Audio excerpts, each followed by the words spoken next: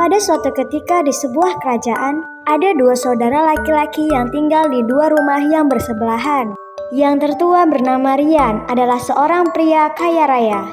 Dia tinggal bersama istrinya bernama Claire di sebuah rumah yang indah dan mewah. Adik laki-lakinya bernama Macho tinggal bersebelahan di rumah kayu yang bobrok.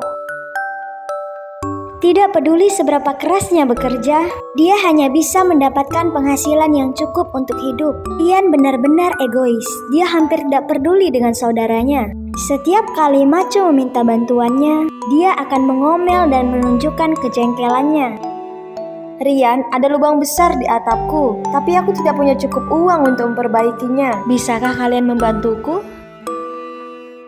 Kamu datang ke sini meminta uang lagi? Aku ingin tahu, kapan kamu bisa menjadi lebih baik? Ini, ambillah. Berbeda dengan kakaknya, Macho sangat baik dan suka membantu. Setiap kali Ryan meminta bantuan, dia akan menyetujuinya tanpa ragu-ragu.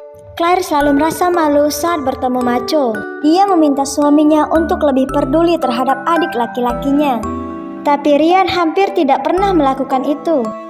Berhenti mengatakan tentang dia. Ini hidupnya. Dia harus melakukan semuanya sendiri. Berbeda dengan adik laki-lakinya, namun Ryan sangat dekat dengan kedua sahabatnya, yaitu Jack dan Lucas. Mereka sering mengadakan pesta dan berjudi bersama. Untuk membuktikan dirinya, Ryan sering menunjukkan bahwa dia adalah pria yang baik hati. Semakin banyak uang yang dia habiskan bersama temannya. Dua teman licik itu berdiskusi satu sama lain. Kita sangat beruntung bisa berteman dengan orang kaya ini. Kita akan sangat bodoh jika tidak memanfaatkannya. Claire melihat sesuatu yang tidak menyenangkan dari Jack dan Lucas. Dia menyarankan Ryan untuk berhenti bergaul dengan mereka. Sebaiknya kamu menjauhi orang-orang jahat itu. Mereka hanya seperti orang yang lalu lalang. Mereka hanya mendatangimu jika kamu mempunyai uang, sayang. Mereka semua adalah sahabatku yang baik hati. Jangan salah paham dan mengucapkan kata-kata itu untuk memisahkan kita. Pada saat itu, penguasa kerajaan adalah seorang raja. Dia memiliki seekor rusa emas berkilauan yang sangat berharga, yang sangat dia sayangi dan manjakan. Rusa emasku, kamu adalah makhluk terindah di dunia ini. Suatu hari, raja sedang berkeliling bersama rusa di taman besar di belakang istana. Tiba-tiba dia merasa lelah karena dia terus bekerja pada hari itu. Lalu dia tertidur. Rusa melepaskan diri dari tali. Dia melewati pagar dan masuk ke dalam hutan. Ketika dia bangun, dia terkejut karena rusa kesayangannya telah pergi. Rusa emasku! Di mana rusa emasku? Ini adalah perintah dari raja. Jika ada yang dapat menemukan rusa emas itu, akan diberi hadiah. Namun jika ada yang berani menyakiti, maka akan dihukum mati. Berita ini dengan cepat menyebar luas di kerajaan. Semua orang di desa Ryan membicarakan hal itu. Tidak ada yang tahu tentang rusa emas milik raja. Ryan juga ingin mencoba peruntungannya. Dia membawa anak panah dan pergi ke hutan untuk mencari rusa.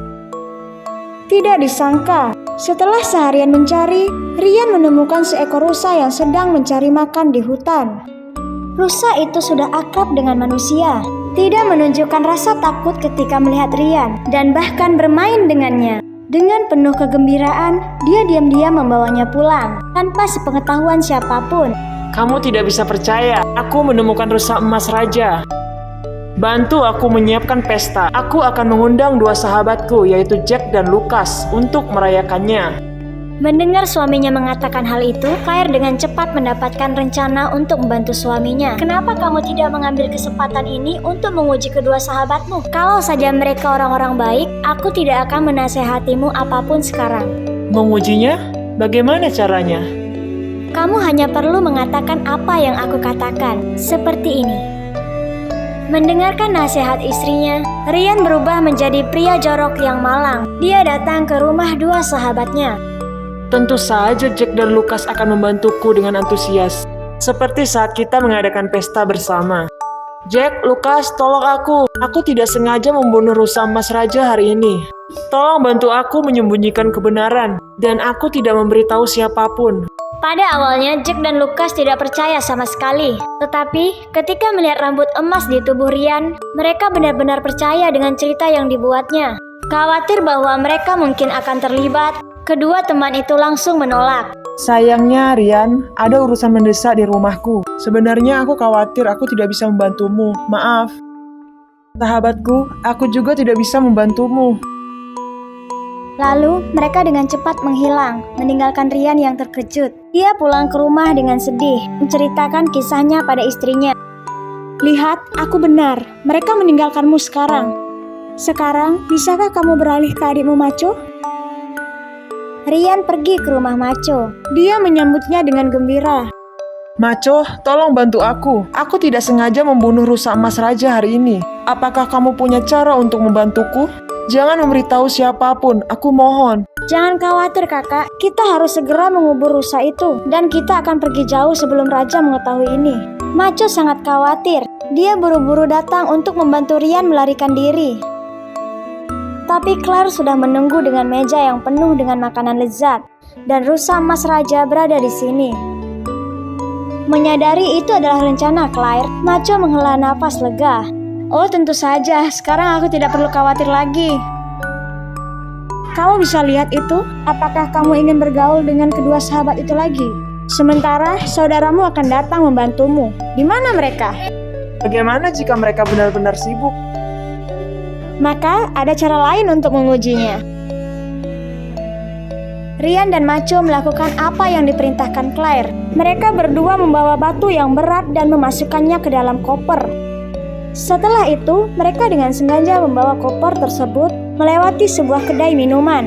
Melihat itu, kedua orang jahat itu mengikuti mereka dengan diam-diam.